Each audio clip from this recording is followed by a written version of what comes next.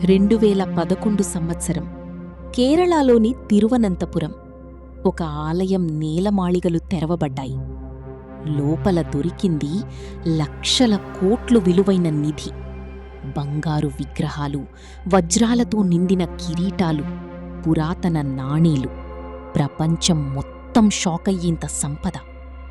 కాని అసలు కథ అక్కడ మొదలవ్వలేదు. ఒక గది దగ్గరకు రాగానే అందరూ ఆగిపోయారు. దానికి తాళం లేదు. కేవలం 2 నాగపాములు మాత్రమే చెక్కబడి ఉన్నాయి. అది వాల్ట్ బి. ఈ తలుపు వెనక ఏముంది? శాపమా లేక రహస్యమా? తెలుసుకోవాలంటే వీడియో చివరి వరకు చూడండి. 2011 జూన్ నెలలో సుప్రీంకోర్టు ఆదేశాలతో ఒక కమిటీ ఈ ఆలయ నీలమాళిగలను పరిశీలించడానికి వచ్చింది. గది ఏ తెరుచుకుంది. అధికారులు చూసింది చూసి అబ్బురపోయారు.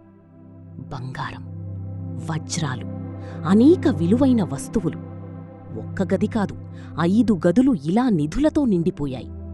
దాదాపు 1,00,000 కోట్లకు పైగా విలువ.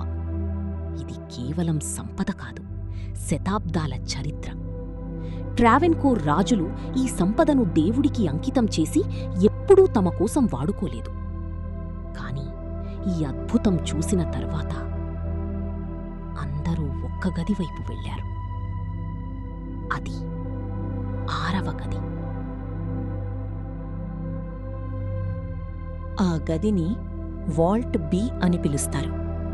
కాని ఇది సాధారణ తలుపు కాదు. దీనికి తాళం లేదు. తాళం రంధ్రం కూడా లేదు. కేవలం 2 నాగపాములు మాత్రమే చెక్కబడి ఉన్నాయి. అది కూడా సాధారణం కాదు. ఆ పాములు ఏదో కాపలా కాస్తున్నట్టుగా కనిపిస్తాయి. పురాణాల ప్రకారం ఈ గదిని నాగపాశం అనే మంత్రంతో బంధించారట. అంటే ఏ యంత్రంతోనూ, ఏ శక్తితోనూ ఈ తలుపు తెరవలేము. ఇంకా భయంకరమైన విషయమేమిటంటే, ఈ తలుపు తెరవాలంటే గరుడ మంత్రం పఠించాలి అంటారు. లేకపోతే భారీ అనర్థాలు జరుగుతాయని చెబుతారు. ఈ గది ఎందుకింత ప్రత్యేకం? దాని వెనక ఉన్న చరిత్రే అసలు కారణం. 1750లో రాజా మార్తాండవర్మ తన రాజ్యాన్ని మొత్తం పద్మనాభస్వామికి అంకితం చేశారు.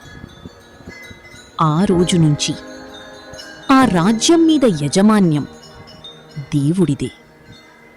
తాను కేవలం పద్మనాభ దాసుగా మాత్రమే పాలించారు. అందుకే ఆ సంపద మొత్తం దేవుడి ఆస్తిగా మారింది. రాజులు కూడా దానిని తాకడానికి భయపడ్డారు. భక్తితో, భయంతో ఆ సంపదను కాపాడుతూ వచ్చారు. ఈ సంప్రదాయం వల్లే ఈ నిధి శతాబ్దాల పాటు సురక్షితంగా ఉంది. కాని వాల్ట్ బి మాత్రం భిన్నంగా కనిపిస్తోంది. కాని ఈ పవిత్ర సంప్రదాయం మధ్యలో ఒక సంఘటన అన్నింటినీ మార్చేసింది. ఆ తర్వాత మొదలైంది ఒక భయంకరమైన అధ్యాయం. టిపి సుందరరాజన్ అనే వ్యక్తి ఈ గదులను తెరవాలని సుప్రీంకోర్టులో పిటిషన్ వేశారు. అయితే కొద్ది రోజులకే ఆయన అనుమానాస్పదంగా మరణించారు. ఆరోగ్యంగా ఉన్న వ్యక్తి అకస్మాత్తుగా చనిపోవటం ప్రజల్లో భయాన్ని పెంచింది. ఇది శాపమా? అంతేకాదు, ఈ తనిఖీలో పాల్గొన్న కొంతమంది అధికారులకు కూడా వింత సంఘటనలు జరిగాయని చెబుతారు. ఒకరికి మానసిక సమస్యలు, మరొకరికి తీవ్రమైన అనారోగ్యం. ఇది యాదృచ్ఛికమా లేక ఏదో శక్తి ఉందా? ఇప్పటికీ ఒక ప్రశ్న మిగిలే ఉంది.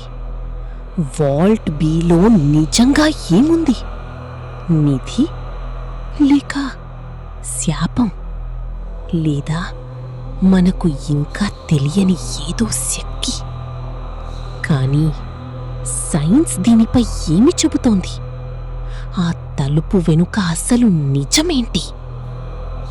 ఆ సమాధానం పార్ట్ 2లో తెలుసుకుందాం.